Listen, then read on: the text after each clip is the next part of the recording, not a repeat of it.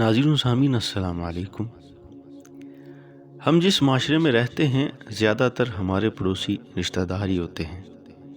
اگر رشتہ دار نہ ہوں تو ہمارے مسلمان بھائی ضرور ہوتے ہیں، اور اگر ہم کسی غیر مسلم ملک میں رہتے ہیں تو زیادہ تر ہمارے پڑوسی کسی نہ کسی دوسرے مذہب سے تعلق رکھتے ہوتے ہیں۔ ہمارا دین اسلام ہمیں ہر طرح سے پڑوسی کے ساتھ حسن سلوک کی تلقین کرتا ہے۔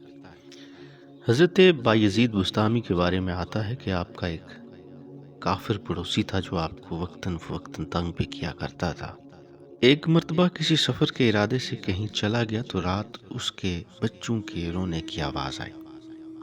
اپنی زوجہ سے کہا کہ جاؤ پتہ کرو کہ وہ کیوں رو رہے ہیں۔ پتہ کیا تو پتہ چلا کہ رات اس کے ہاں اندھیرا ہے، کیونکہ اس کی جو چراغ ہیں وہ بجھ چکے ہیں۔ حضرت بایزید بسطامی رحمۃ اللہ علیہ نے اپنے گھر سے ایک چراغ تیار کر کے اس کے گھر چھوڑا ہے۔ اگلے دن وہ واپس نہ آیا، پھر اگلے دن آپ نے اپنا چراغ بھیج دیا۔ اس طرح 3 دن تک اس کے گھر چراغ بھیجتے رہے۔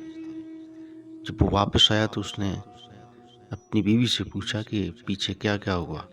اس نے کہا کہ رات اس طرح ہمارے چراغ میں تیل ختم ہو جاتا تھا، حضرت بایزید بسطامی جو ہیں وہ اپنے گھر سے چراغ بھیج دیا کرتے تھے۔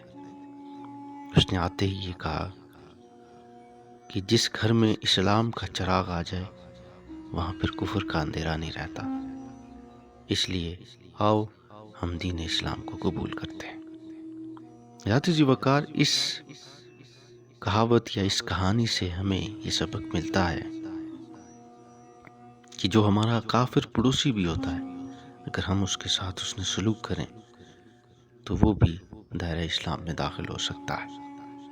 میرے اور آپ کے آقا حضرت محمد مصطفیٰ صلی اللہ علیہ وآلہ وسلم کے فرامین کی روشنی میں کہ دنیا میں تمہارے 3 پڑوسی ہیں، ایک وہ ہے جس کے ساتھ تمہارا ایک تعلق ہے، دوسرا وہ جس کے ساتھ تمہارے 2 تعلق ہیں، اور تیسرا وہ جس کے ساتھ تمہارے 3 تعلق ہیں۔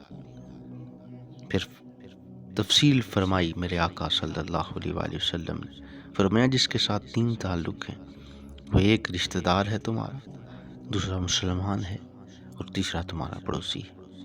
اور وہ جس کے ساتھ تمہارے 2 تعلق ہیں وہ ایک مسلمان ہے اور دوسرا آپ کا پڑوسی ہے، اور تیسرا فرمایا جس کے ساتھ تمہارا ایک تعلق ہے اور وہ ہے پڑوسی۔ وہ چاہے کافر ہو یا کسی بھی مذہب کا ہو، ہمیں اس کے ساتھ حسن سلوک کرنا چاہیے۔ اللہ پاک ہمیں صحیح معنوں میں دین متین کی سمجھ عطا فرمائے۔